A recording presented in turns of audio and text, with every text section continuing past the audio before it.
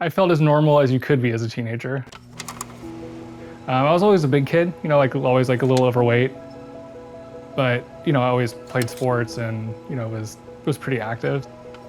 We had some family history with diabetes, and so knew a little bit, but I didn't know a lot. And so I was surprised that I was diagnosed with type 2 diabetes because my weight was higher, but it wasn't something I was actively worried about.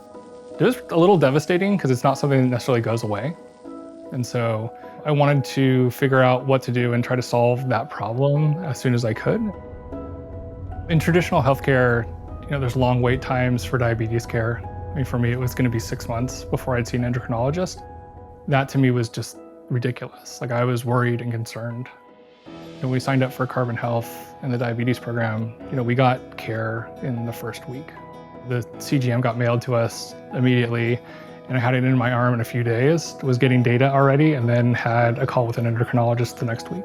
It's one of those SGLT2 inhibitors that tells a kidney... Being able to get feedback in the app, and proactive feedback, right? So I would take a picture of everything I ate, and then we would essentially tie that to the blood sugar change in the app. And so that process gave me an idea of how food affected me, and then changing my behavior.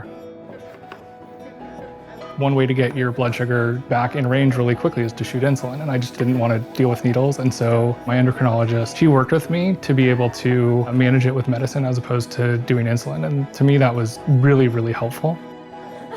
At this point, things are at a pretty stable state, right? And so I feel really comfortable with the foods I'm eating and how my body is reacting to that. My time and target's like 95 to 100% almost all the time. And so the biggest thing for me is I want to stay healthy for our kids and for our family, and and live a long time. Playing with the kids as they get older, right? And like taking more road trips. Doing the things that we want to do as a family that, I don't want to miss out on.